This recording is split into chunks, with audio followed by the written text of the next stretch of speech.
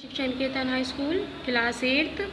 हम हिंदी में भारत की खोज का थर्ड लेसन पढ़ रहे थे। इसके काफ़ी पार्ट्स हम पढ़ चुके हैं कि क्या थे, महावाक्य क्या थे।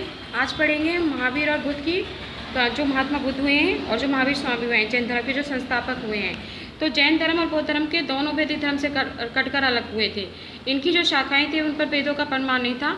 तमाम बातों में इसमें बुनियादी बात यह है कि आदि कारण के बारे में ये मौन थे, उसका सिर्फ से इनकार करते थे। दोनों अहिंसा पर बल देते थे, यानी कि दोनों जो धर्म थे उन्होंने हिंसा पर नहीं अहिंसा पर बल दिया था। उनके नज़रिए एक हद तक यथार्थवादी थे। जैन धर्म का एक बुनियादी सिद्धांत है कि सत्य हमारे दृष्टिकोण की सापेक्षता में होता है। इसमें जीवन और विचार में तपस्या के पहलू पर बल दिया गया था। ठीक है। अब जैन धर्म के जो संस्थापक थे वो कौन थे? महावीर स्वामी। और बुद्ध धर्म के कौन थे? महात्मा बुद्ध। और दोनों ही व्यक्ति जो थे क्षत्रिय थे। ठीक है। बुद्ध की मृत्यु जो हुई है ईसा पूर्व 544 में 80 वर्ष की आयु में हुई थी। तभी बौद्ध धर्म शुरू हुआ था। इतिहासकारों ने इसकी तारीख यानी कि 487 दी है। अजीब संयोग है कि ये पंक्तियाँ बौद्ध संवत 2488 की तारीख को वैशाख पूर्णिमा के दिन लिख रहा है। तो बौद्ध साहित्य में बौद्ध का जो जन्म है वो मई जून के महीने में यानी कि बैसाख के महीना में पूर्णिमा वाले दिन हुआ था। ठीक है। और उनका अंत भी पूर्णिमा में स्थिति हुआ था। बुद्ध में लोग प्रचलित धर्म, अंधविश्वास, कर्म कांड, पुरोहित तथा के साथ जुड़े हुए निहित स्वार्थों पर हमला करने का साहस था। उन्होंने आध्यात्मिक, धर्म, वैज्ञानिक नजरिए की तरफ, चमत्कारों, उनके व्यापार आदि की निंदा की थी। उनका आग्रह तर्क, विवेक और अनुभव पर था। उनका बल नैतिकता पर था। उनकी पद्धति क्या थी? पद्धति मनोवैज्ञानिक विश्लेषण की थी। ऐसा मनोवैज्ञान जिसमें आत्मा के लिए जगह नहीं होती। समझ में आ गया? उन्होंने चेतावनी दी कि बार बार चेतावनी दी कि धीरे धीरे वन व्यवस्था का विकास और विस्तार हुआ। तो ये क्या थे कि बुद्ध के जो शिक्षाएं थी वो थी कि उन भारतीयों के लिए बहुत नया और मौलिक था जो ब्रह्मा ज्ञान की गुत्थियों में डूबे रहते थे। बुद्ध ने अपने शिष्यों से कहा था कि सभी देशों में जाओ और इस धर्म का क्या करो? प्रचार करो। किसका करो? बौद्ध धर्म का। इस धर्म में सभी जातियाँ आकर उससे तरह मिल जाती हैं जैसे समुद्र में नदियाँ मिल जाती हैं। उन्होंने सबके लिए करुणा का, प्रेम का संदेश दिया, क्योंकि संसार में घृणा का अंत और घृणा से नहीं होता। घृणा का अंत किससे होता है? प्रेम से होता है। मनुष्यों को क्रोध पर दया से और बुराई को भलाई से काबू पाना चाहिए। समझ में आ गया? यह सदाचार और आत्मानुशासन का आदर्श था। युद्ध में भले ही कोई 1000 आदमियों पर विजय पा ले, पर जो अपने पर विजय पाता है, सच्चा विजेता क्या होता है? वही होता है। समझ में आ गया? ये किसने कहा था? महात्मा बुद्ध ने कहा था कि भाई उन्होंने यह उपदेश न तो किसी धर्म के समर्थन पर और ईश्वर परिलोक का हवाला कर दिया था। उन्होंने विवेक, तर्क और उनका सहारा लिया था।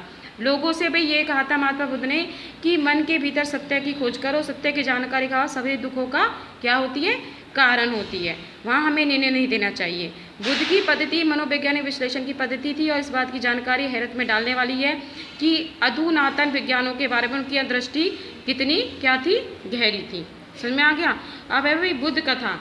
बुद्ध कथा में क्या है? बुद्ध की वह संकल्प जिसमें प्यार से भरे अनगिनत हाथों ने पत्थर की और कांसे ढालकर आकार दिया।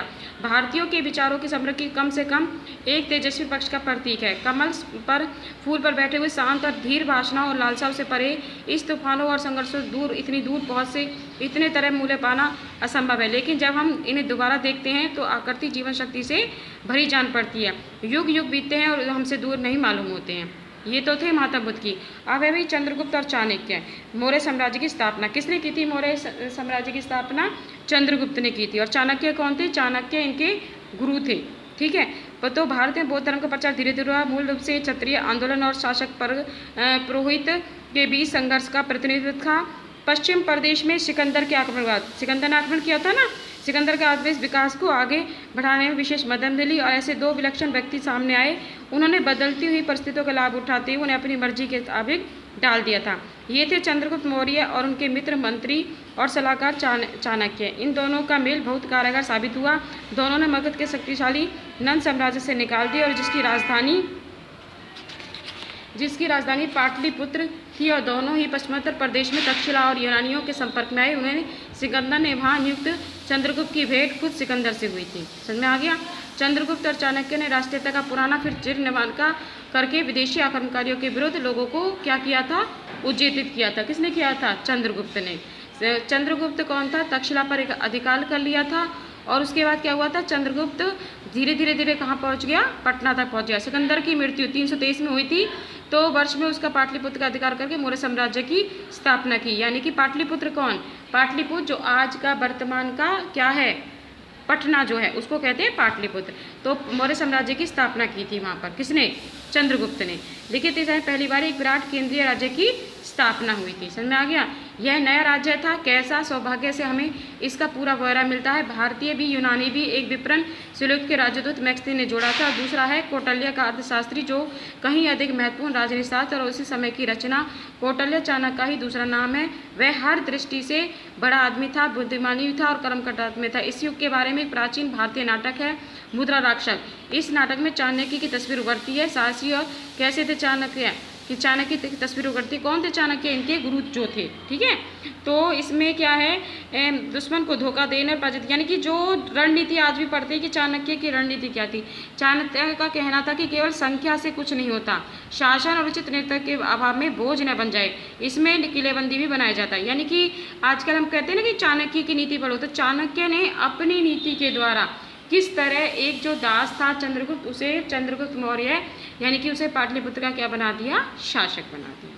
ठीक है, तो आप हमने यहाँ तक पढ़ा था। कल पढ़ेंगे हम अशोक के बारे में। ये लेसन बहुत बड़ा है, इसलिए इसको धीरे धीरे पढ़ेंगे।